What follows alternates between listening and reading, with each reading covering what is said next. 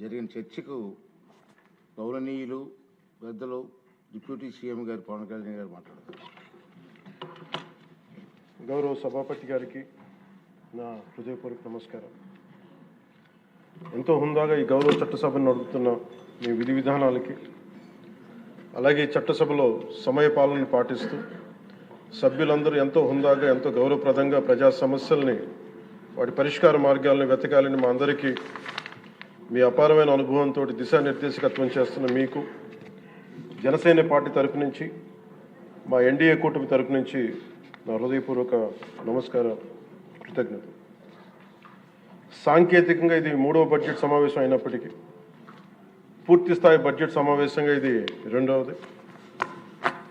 5 కోట్ల పైచిలుకు ప్రజలు ఆశల్ని, ఆకాంక్షల్ని ముందుకు తీసుకువెళ్తూ వారి కష్టాలకి, కన్నీళ్ళకి పరిష్కార మార్గాలను వెతకడానికి 164 మంది సభ్యులున్న ఈ ఎన్డీఏ కూటమిని తన అపారమైన 4 దశాబ్దాల రాజకీయ పాలనానుభవంతో రాష్ట్ర విభజన సమయం నుంచి గత ప్రభుత్వ అవినీతి, అరాచక పాలన వల్ల వచ్చిన వారసత్వ సమస్యలన్నింటినీ పరిష్కరిస్తూ సంక్షేమంతో పాటు ఆంధ్రప్రదేశ్ అభివృద్ధి పదం వైపు నడిపిస్తున్న గౌరవ ముఖ్యమంత్రి శ్రీ నారా చంద్రబాబు నాయుడు గారికి నా హృదయపూర్వక నమస్కారం.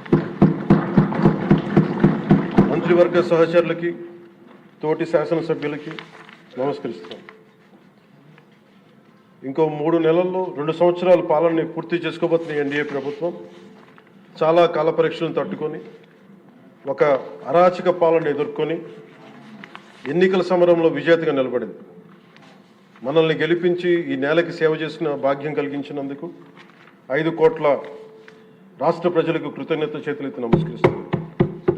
రాష్ట్ర ప్రజలకి అండగా నిలబడుతున్న టీడీపీ, బీజేపీ, జనసేన పార్టీల నాయకులకి, కార్యకర్తలకు కూడా నేను నమస్కరిస్తున్నాను. నీలో సాహసం ఉంటే దేశం అంధకారంలో ఉంటుందా అని కవి శేషేంద్ర గారు రాసిన వాక్యానికి నిలువెత్తు ప్రతిరూపం భారతదేశ గౌరవ ప్రధానమంత్రి శ్రీ నరేంద్ర మోదీ గారు. వారు అందిస్తున్న సహకారానికి ఎన్డీఏ కూటమి తరఫున, ఆంధ్రప్రదేశ్ రాష్ట్ర ప్రజల తరఫున నా హృదయపూర్వక ధన్యవాదాలు తెలియజేస్తున్నాను. ఆంధ్రప్రదేశ్ రాష్ట్ర ప్రథమ పౌరులు, రాజ్యాంగ సంరక్షకులు, రాజ్యాధినేత justice, former Supreme Court justice S Abdul Nazeer గారు చేసిన బడ్జెట్ ప్రసంగం చాలా ప్రేరణ ఇచ్చింది. ఆంధ్ర రాష్ట్ర భవిష్యత్తుకు బలమైన పునాదులు వేసింది. వికసిత్ భారత్లో భాగంగా వికసిత్ ఆంధ్రప్రదేశ్ లక్ష్యంగా సాగింది. గౌరవ రాజ్యపాలకులు శ్రీ అబ్దుల్ నజీర్ గారు బడ్జెట్ ప్రసంగం వింటున్నంతసేపు ఆద్యంతం భారతరత్న శ్రీ అటల్ బిహారీ వాజ్పేయి గారు మాటలే నా మనసులో మెదిలినాయి. వారు అన్న మాటలు, Bharat needs a government that cares, Bharat needs a government that will reach out to the last person the last. ఆ స్ఫూర్తితోనే గౌరవ ముఖ్యమంత్రి శ్రీ నారా చంద్రబాబు నాయుడు గారి నేతృత్వంలో నడుస్తున్న ఎన్డీఏ కూటమి ప్రభుత్వం దివ్యాంగులకి ఇచ్చే పెన్షన్లు 3,000 నుంచి 6,000కి చేశారు. మంచం నుంచి లేవలేని దివ్యాంగులకి 6,000 నుంచి 15,000 అందిస్తున్నారు. సామాజిక పెన్షన్లు 3,000 నుంచి 4,000కి పెంచారు. రాష్ట్ర వ్యాప్తంగా 63.25 లక్షల మందికి ఈ పెన్షన్ల ద్వారా 2,738 కోట్ల రూపాయలు అందజేస్తున్నారు. ప్రతి విద్యార్థికి 15,000 రూపాయల చొప్పున 67 లక్షల విద్యార్థులకు సంబంధించి 42 లక్షల తల్లుల ఖాతాల్లోకి నేరుగా 10,000 కోట్లు జమ చేశారు. మెగా డిఎస్సి ద్వారా 16,000 ఉపాధ్యాయ పోస్టులు భర్తీ చేయటం, మెగా పేరెంట్స్ టీచర్స్ మీటింగ్స్ పెట్టడం, విద్యార్థుల మధ్యాహ్న భోజన పథకానికి అపరాన్నపూర్ణ మహాతల్లి డొక్కా సీతమ్మ గారి పేరు పెట్టేందుకు గౌరవ మంత్రివర్యులు శ్రీ నారా లోకేష్ గారికి నా అభినందనలు, ధన్యవాదాలు తెలియజేస్తాను. మనకి అన్నం పెట్టే రైతాంగం కష్టాలు, కౌలు రైతుల కన్నీటి కథలు, అప్పులు, మరణాలు విన్నప్పుడల్లా ఆధునిక మహాభారతంలోని పంక్తులు జ్ఞప్తికి వస్తాయి. పొలాల కోరిక ఏమిటి? పంటలు పండించి మనిషి ఆకలి తీర్చాలనే కదా అని దున్నే రైతు అనుకుంటా ఉంటే, అందరి ఆకలి తీర్చడం కోసం దుక్కి దున్నే నా ఆకలి ఎలా తీర్చుకోవాలో నాకు తెలియడం లేదు. నా బతుకొక సున్నా కానీ నడుస్తున్నా.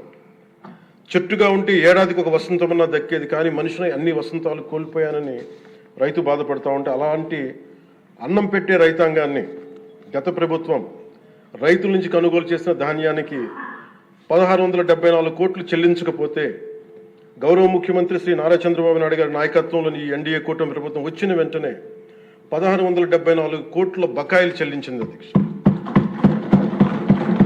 అది కాకుండా అది పే చేసిన తర్వాత దాని తర్వాత 10,650 కోట్లు 7.37 లక్షల రైతాంగానికి 24 గంటల్లోనే 10,650 కోట్లు వారి ఖాతాల్లో జమ చేయడం జరిగింది. ఇంకొక 53,000 మంది పైగా రైతులకి 48 గంటల్లో సుమారు 1,000 కోట్లు చెల్లించడం జరిగింది. తొలకరి వర్షం తర్వాత జలదానం చేసిన మేఘాలకి భూమిలో ఉన్న ఒక చిన్నారి గింజ మెడ బయట పెట్టి మొదటగా వచ్చిన 2 ఆకులను చేతులుగా జోడించిందంటే కృతజ్ఞతలు తెలిపిందని ఒక కవితా పంక్తుల్లో ఉంటాయి. అలా ఆ చిన్నారి మొలకలాగా ఈ ఎన్డీఏ ప్రభుత్వం అన్నం పెట్టే రైతాంగానికి కృతజ్ఞతతో అండగా నిలబడుతుంది. అలాగే గౌరవ సభ సాక్షిగా కౌలు రైతుల కష్టాలు కన్నీళ్లు తెలిసిన వాడిగా మీ వాడిగా చెప్తున్నాను. కౌలు రైతాంగానికి భూమిని ఫలాలుగా పంటలుగా మార్చే ప్రవీణత ఉన్నవాడు ధైర్యం కోల్పోనక్కర్లేదు. మట్టిలో ఉన్న కస్తూరి తీసే మనిషికి జీవన పరిమళాల కొరత లేదు. సోదరులైన కౌలు రైతులందరికీ మీరు ధైర్యంగా ఉండండి. మీరు నిండు నూరేళ్లు బతకాలి. మీకోసం ఈ ప్రభుత్వం నిరంతరం పనిచేస్తుందని తెలియజేసుకుంటున్నాను అధ్యక్ష. ఉమ్మడి ఆంధ్రప్రదేశ్ మాజీ ప్రభుత్వ ఉద్యోగి కొడుకుగా ప్రభుత్వ ఉద్యోగులు వారి నిరాశ నిస్పృహలు నేను అర్థం చేసుకోగలను. వారి ప్రతిభకి అనుభవానికి సమర్థతకి గుర్తింపు రానప్పుడు ఏమనుకుంటాను కవితా పంక్తులు తెలియజేస్తున్న అధ్యక్ష. ఈ దేశం నా ప్రతిభకు ఒక సమాధి, ఎంత దూరం నడిచినా ఎప్పుడు దూరం అంతే. అందుకే పంచాయతీరాజ్ శాఖ బాధ్యతలు తీసుకోగానే రూరల్ వాటర్ సప్లై బాధ్యతలు తీసుకోగానే 10,000 మందికి పైగా ఏకకాలంలో ఈ ఎన్డీఏ ప్రభుత్వం నారా చంద్రబాబు నాయుడు గారి నాయకత్వంలో ప్రమోషన్ ఇచ్చాం అధ్యక్ష. అది కూడా ఎలాంటి సిఫార్సులు లేకుండా 77 మందికి తొలిసారి జిల్లా పరిషత్ సీఈఓలుగా ప్రమోషన్లు ఇచ్చాం. సంస్కరణలో భాగంగా 77 డీడీఓ కార్యాలయాలు ప్రారంభించాం. దీనికి అండగా నిలబడ్డ గౌరవ ముఖ్యమంత్రి గారికి నా హృదయపూర్వక ధన్యవాదాలు తెలియజేస్తున్నాను. ఒక దేశాభివృద్ధికి ఆయువు పట్టు రహదారులు లేని చోట అభివృద్ధి శూన్యం. అభివృద్ధికి మూలమైనది రహదారులతో పాటు విద్యుత్తు, తాగునీరు, విద్య, వైద్యం, డ్రైన్స్ అండ్ శానిటేషన్. దాదాపు 2 ఏళ్ల పాలనలో ప్రపంచ కప్ గెలిచిన visually challenged women cricket team captain Deepika మొదలుకొని మొన్న పోలీస్ జాబ్స్కి లెటర్స్ ఇస్తున్నప్పుడు ఉద్యోగంలో వచ్చిన యువ కానిస్టేబుల్ కానీ, ఉదయగిరి నియోజకవర్గంలో స్కూల్ పిల్లలు కానీ ఇలా ఎందరో ఒకటే అడిగారు అధ్యక్ష.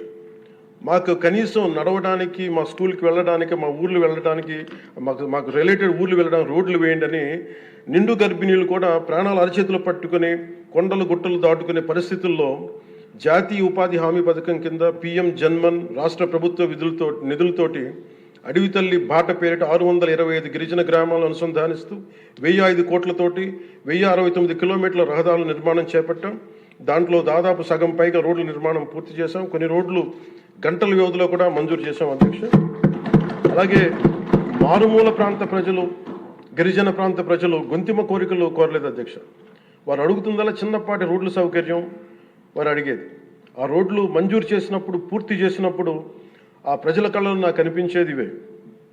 గుక్కెడు నిశ్శబ్దం తాగి చిరిగిన చీకట్లు కప్పుకొని పడున్న నాకు కమ్మని ఆశాముద్రమ కానుకగా తెచ్చాం.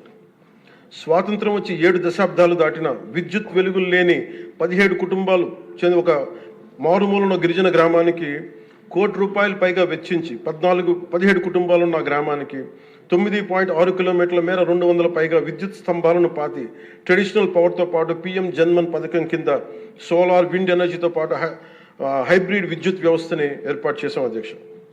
ఆ విద్యుత్ వెలుగుల్లో, గిరిపుత్రుల్లో, గుండెల్లో నాకు ఈ భావన చాలా బలంగా తెలుసు.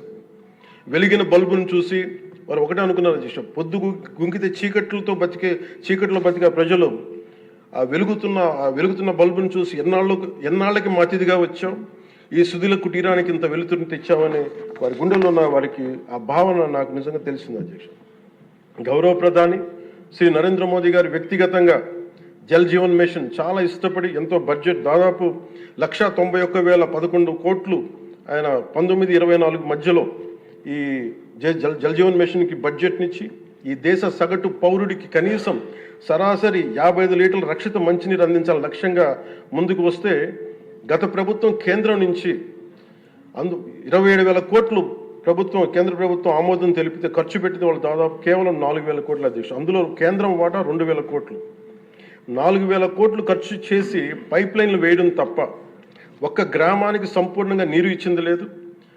జైజీవన్ ముగిసే నాటికి అలాటెడ్ 27,000 కోట్లను వాళ్ళు ఖర్చు పెట్టింది మినహాయిస్తే 23,000 కోట్లు వినియోగించుకోలేపారు అధ్యక్ష.